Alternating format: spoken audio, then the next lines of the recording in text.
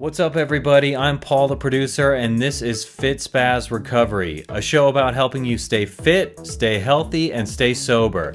So, what's on tap for me today, right? I want to talk to you guys in general about peace of mind. This is something I've been thinking about, honestly.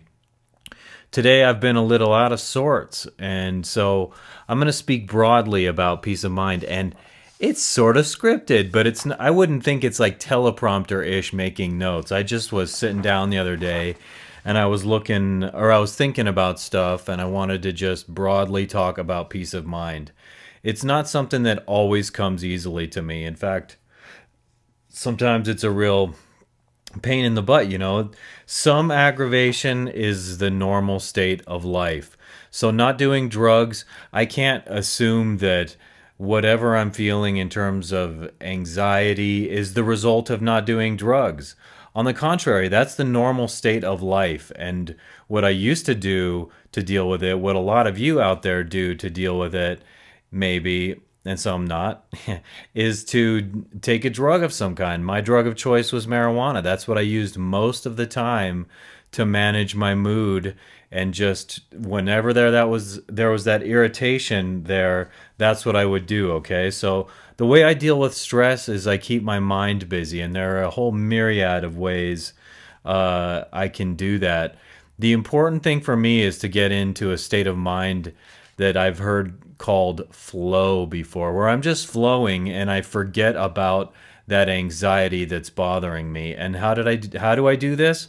There are a whole myriad of ways. The other day I actually sat down and I drew a picture. So up on my table in my kitchen there, we kind of have various things for my daughter to do crafts, and I bought myself a set of colored pencils, and I have regular pencils there and blank sheets of paper, and that is what I will do sometimes to just deal with my stress or my anxiety at a given moment. Sometimes I have to kill time and I'm like, I don't know what to do. And I sit down and I start doing that. And so sometimes I can really get into what I call a flow doing that. The other day I drew a picture that was pretty cool. I should have had it down here to show you guys. You can see it on my Paul the Producer Instagram that you can follow by going to fitspaz.com. But that's one of the things I like to do, because I read an article a while back that says drawing is a good substitute for meditation, which is another one of the things I do. Which the thing I object to is like, why do I want to substitute meditation? Why not supplement it, augment it? And so I get in a calm state of mind and I'm just drawing a picture, and something about it really just settles my mind. And like I said, I get into that flow. Another thing I do, and this one I have mixed feelings about, because like I don't think there's a such thing as me drawing too much. I can't sit down and draw a picture too much and get aggravated, but the other thing I do is I watch TV. I love good storytelling, something that just gets my head out of my own mind and I'm not feeling frustrated. So I do watch TV, and the drawback to TV is if I do that too much, I could spend an hour and a half or 2 hours, and anything beyond that, I'm like, oh, I feel like this is sucking away my life and time, and then I wind up not feeling good about it. So you got to watch it, whatever you're deciding to do to stay in a flow. When I was younger, of course, I used to play the guitar a lot more than I do now, and I would certainly describe that feeling as getting into a flow. When I'm playing and I'm in a loop and I'm playing a chord progression, I'm just like in a hypnotized state of mind where I'm like, oh yeah, this is nice. And my head even bobs like that. I go, keeping the beat. And so musical instruments, it works great. And yet I don't do it as much as I used to, and I probably should. For some of you out there, this is going to be something ideal. So consider picking up a musical instrument and playing something. It doesn't matter what musical instrument. It doesn't matter if it's singing. It doesn't matter if you're doing rhythm on the table. I can do rhythm.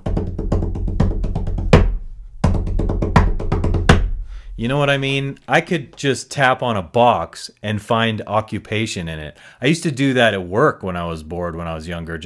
I start tippity tapping on a box like I have a Congo drum. Conga, Congo, Conga. I think it's Conga. I don't know everything. Find something else where you flow. It's different for everyone, and it's remarkably. It's what I've observed with little kids is before they grow up and they start developing vices, it's remarkably easy for kids to be in a flow. Sometimes I watch my daughter and I'm astonished at how easily she can just be drawing a picture, or she can be like tearing apart these cardboard boxes and taping them back together in a shape she's imagining. And she's just in a really peaceful state of mind. What we got to do is learn how to do that. That's also why I work out, okay?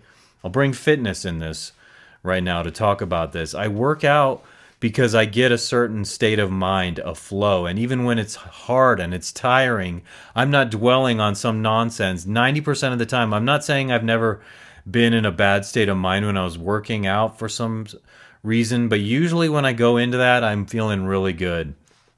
I wish I could say that meditation and prayer weren't always like that too, but sometimes I'm praying or meditating and I do feel that underlying stress, and I'm just trying to teach myself how to let it go, to let it wash out of my mind. And sometimes that's there. Sometimes I reach a certain point in the meditation where I truly do have some kind of relaxation going on with my body and my mind, but because I'm sitting there not doing anything, my mind will sometimes wander into things that I don't want it to, but I get in the habit of just being like, let go of that.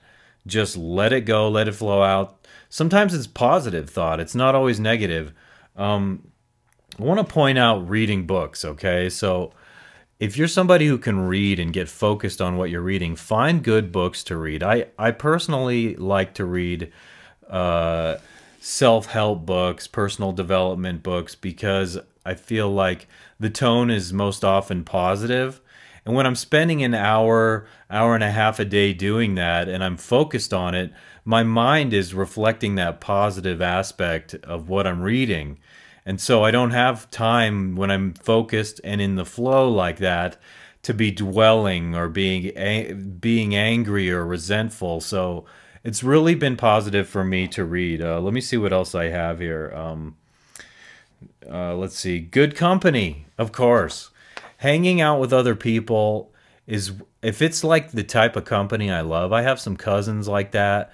I've had a handful of friends throughout my life where it's like, oh, I see them and I'm just like, from the greeting up to a long time hanging out with them, I feel really good. And it's like company. And I to be perfectly honest with you, some of what bothers me, some of the underlying anxiety I have these days, which I've shared on here before, is that I don't have enough personal connections at this point in my life because I have a tendency to isolate and be alone and live as a loner. Even though I have people I could hang out with, I'm just not engaging with them as much as I should be. And I'm just reminding you, I'm doing this partly for myself also, reminding myself that I gotta make it a point to hang out with people, to make more activities, to try and fill up almost every night of my week with some kind of social activity when I can. I should go back to Kung Fu. I've been reluctant to do that, and it's like, yeah, I should totally do that. I wish they did it in the morning though, you know. Part of what frustrates me about Kung Fu is they do it late in the evening and they exercise us so hard, and then I come home and I have a hard time going to sleep. But I still love the activity. I met a lot of really nice guys there. Should be doing that. So I get my fill as an introvert, and then I can't, or no, what I do is I get my fill, meaning I'm like around people and I'm like, okay, it's late in the evening. I've had enough of this and I want to go home. I've had friends in the past who make fun of me for being the guy who's like, oh, it's Paul's bedtime. And yeah, that's part of it. Sleep is part of it. But like, it's really about me feeling like I've had my fill of people and now I just want to go home and be in quiet. I get overwhelmed after a while, and that's honestly just me. And so I try to find a balance in life. That's what I've done for a long time, and that's what I've noticed works for me. Oh, let's see. My daughter. Having my daughter around, if you're a parent like me, you might feel a very positive sense of purpose and calm when you have your child around. She's just great company for me. I love having her around. Believe it or not, I actually love my nighttime routine I have when I put her down. I read a book, I pray with her, I talk to her about having sweet dreams and being calm in the night, and we go through all these steps doing that. And honestly, 99 times out of 100, that is just all a pleasure for me. I love it. All the more reason that I need to keep productive when she goes back with her mother, because that's another thing I'll share with you guys. I've mentioned it a little bit here, is when she leaves, I sort of feel like a sadness and a stinging inside. And so it's all the more reason for me to stay productive and do things that are meaningful. I try to stay purposeful in life and find new alternate purposes. And because what else am I going to do? You know, it's tremendously unnatural for me to only be around my daughter less than half the time, because the whole idea of being a parent from the get-go is like, you have kids and they're around all the time unless you're at work or something. You don't come home to an empty house, but I do. So she leaves and the house is immediately quiet. Like from the moment she's gone, I'm like, oh yeah, it's quiet here now, and I really feel it. So I bet you just because of who some people are, peace of mind comes easily for them. It's literally something that I need to work at with good habits and discipline. In the past, I would have just dealt with that anxiety by smoking marijuana. But the paradox was my addictive mind was telling me that's what I want and that's what I need. And yet I would go and do that. And if you saw me, if you were a fly on the wall 10 or 15 minutes into that, you'd be like, holy crap, this guy is intensely angry and full of rage. And it's true. So here I am saying to you, I definitely still experience anxiety in my life. I don't always have the peace of mind that I want, except that I'm trying. I'm not giving up. And also accept that I know that being sober, I find so much more of that. If you could like measure the time as a metric or quantify the amount of time, honestly, I think I'm more at peace, 70 to 90% given, you know, with a few fluctuations based on day and circumstances.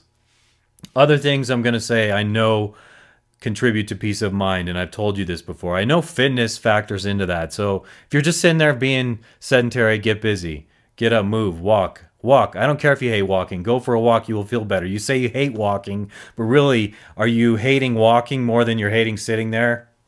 Come on, let's get real. Also, having the right amount of sleep and having sleep on a regular schedule. For me, that's a big one. And eating good food, making sure you're getting enough of the types of foods that give your body the nutrition that you want and need. Like right now I'm having that backwash again. I got to stop eating dairy for a while, I think, to sort this out. Let's see, what else? Not doing those drugs. I was saying the fitness and everything I've talked about. I've just given you a lot of very important keys to having peace of mind. And now that I've talked about that, I actually wrote down all these notes when I was going potty on the toilet. Too much information, I know. But you know you love it. You crazy BASTARD, Paul. Yes.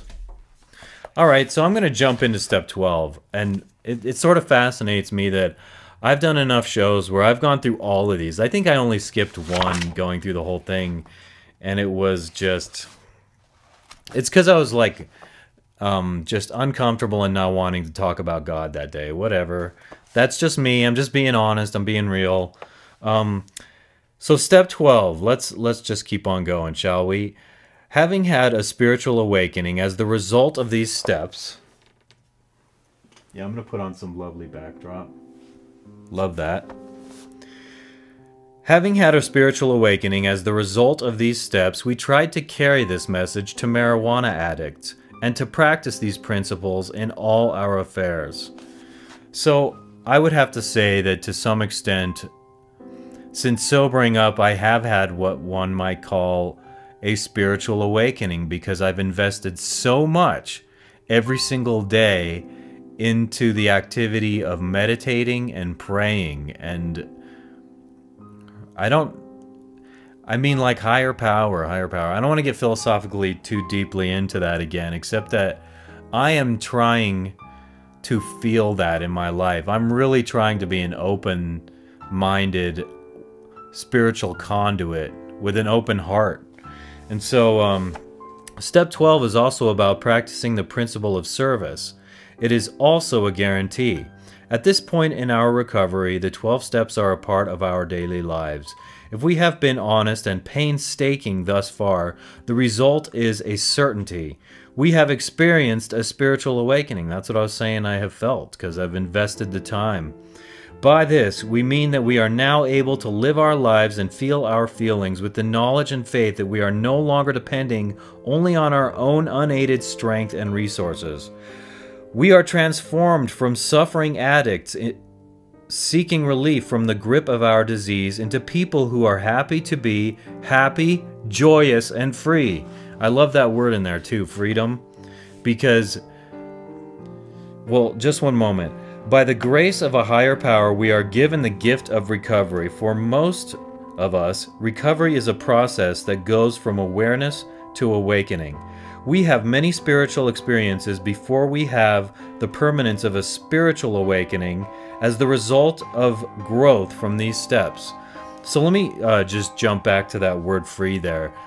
There are a couple different aspects of freedom that are important to me, okay? One is that in life as adults, we have the choice to do these drugs if we want and do things if we want. I am not a prohibitionist by any stretch of the imagination, okay? But when it boils down to addiction, that doesn't mean you want to get addicted, because what then, when we're discussing the topic of freedom, does it mean if you're addicted to a drug? It certainly does not mean that you're free, okay?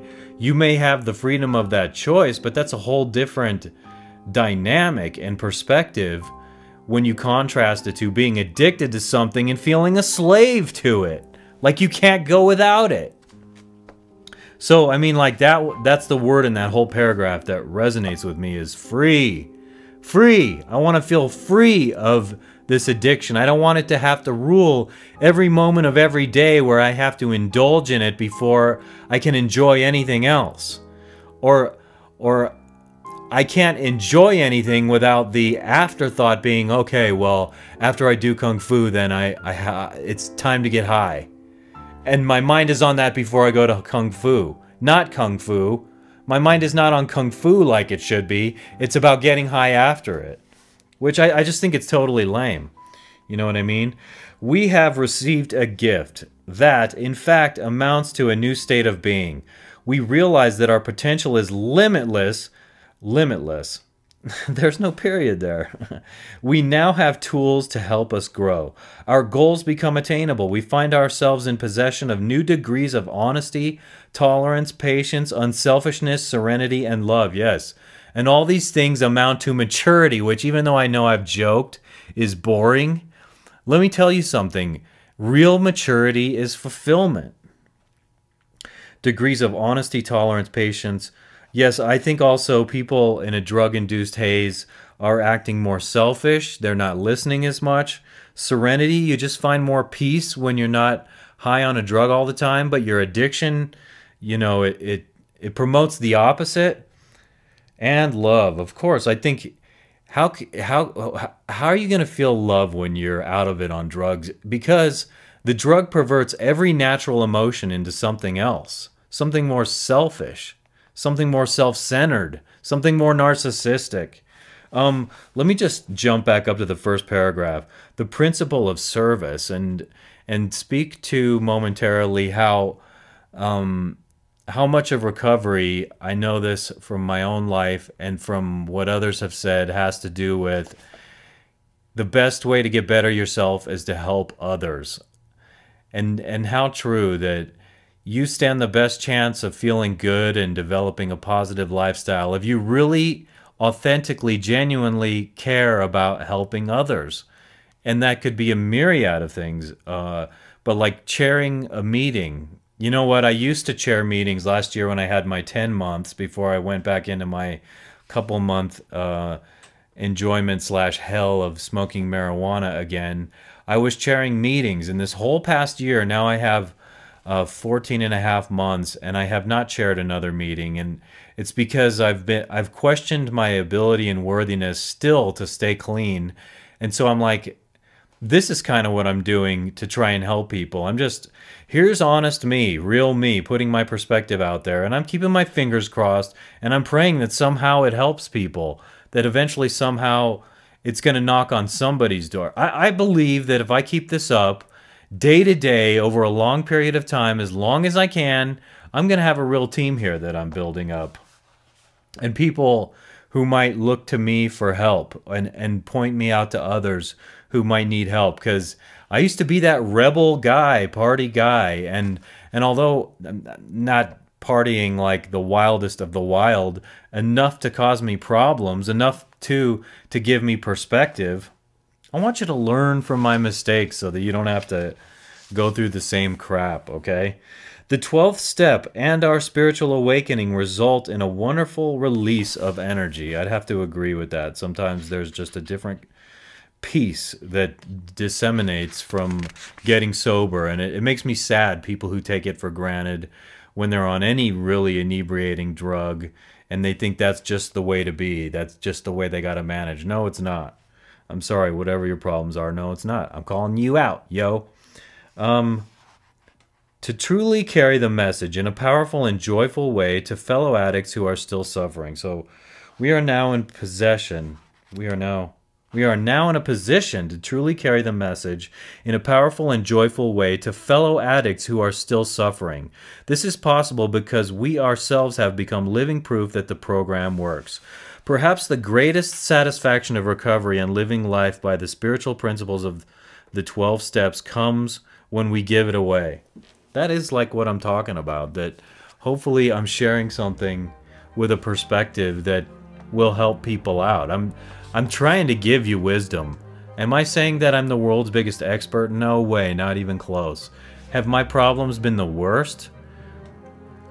That is debatable, because if you're morbid and dark and you feel like you're in a depressed pit of a black hole, it's all relative, you know what I mean? So everybody has a different bottom. Like, what is it when they say rock bottom? That's the expression. This step says that we can be of service to God, ourselves, and others. Those of us that have been around long enough to take all the steps are well aware that this kind of giving is its own reward. Yeah, you feel it. The more we help others, the more we help ourselves. That's what I am saying. But let me also say, I want to add to that, okay? And I really don't believe that this is selfish. I cannot help others before I first decide to help myself.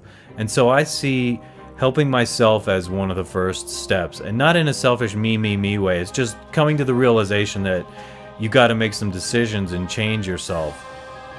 And so the next step is you're ready to help others. And then by helping others, like it says here, you're going to help yourself. So it's this cyclical thing where you're paying it forward, but paying it forward has to start with yourself. I really believe that. And like I said, not in a selfish way. Like not in a way that anyone would have to argue with what I'm saying. It's just, if I want to help others, I first have to help myself. And I can't help others if I'm in a world of hurt and screwed up. I'm able to do this show because somehow I've managed to help myself. Let me confess, though, that today I have been emotionally a little off. And that's why I decided to come do this, so that it could kind of throw me into a certain state of mind, which does happen. I'm 24 minutes into this, and I'm well warmed up now, and my mind is kicking on all, what is it, like on all the pistons? Is that the expression for like a combustion engine or something? So I came to this to help myself, and in so doing, I hope it helps somebody out there. And I'm sure as I go on week after week, month after month, and so forth, that I will be re-articulating the same ideas, which is fine, because I really want to become a master of these feelings and thoughts that are good for me, all right? And when I put myself in this situation, it does give me the boost into my... I'm in a flow right now. That's the bottom line. Speaking of flow earlier, I've gotten into a flow where I feel pretty good, and right now I'm not dwelling on anything. I could sit here and say, I could confess to you some of the things that were bothering me earlier, and it's like that I was watching too much TV today, and that I'm not hanging out with enough people the last few days or talking to people, and I need to pick up the phone and call people I know. I know people, and that's what I need to do. I was saying something similar in Marijuana Anonymous a couple weeks ago, that I don't pick up the phone and call people because I don't want to be a bother to people. And I'm sharing this, I don't think he would mind, and I'm not going to divulge who it was. Someone came up to me and said, listen, Paul, you need to know that you have that thought about not wanting to call people because you don't want to bother them, but by calling them, you may be helping that person, just because they may be isolated and not communicating or need or want someone to talk to. So maybe after I'm done talking to you right now, I might pick up the phone and call somebody from there who I've had on my mind. I haven't seen him lately, and I want to just make sure everything's okay with them. So that's what I'm telling you right now I'm going to try and do today. Before my daughter arrives, I want to just call him and touch base. And I just had that feeling about, oh my, if I call him, am I going to be bothering him? And I don't think I will, but that's the way my mind works. And it doesn't matter who it is. I think, you know, very few people would I not be bothering by calling them right now. But that's me. That's my mind working. I have a whole list of people where intellectually I know that's not true, but when I search my feelings, I'm like, I don't want to be a bother. And that's just me having to work through myself. But anyway, that's just me. I'm so redundant right now. Enough. Let's move on. Everybody, I want to start wrapping this up now. Of course, this is FitSpaz Radio. I want to thank Kevin MacLeod for all the amazing music I get to play in the background. And it's all free because of Creative Commons, and he's an exceptional composer and amazing. So to find stuff like that, if you want to use stuff in your own project or license it for film use, go to incompetech.com. And of course, to find out more about me, you can go to fitspaz.com. Please subscribe in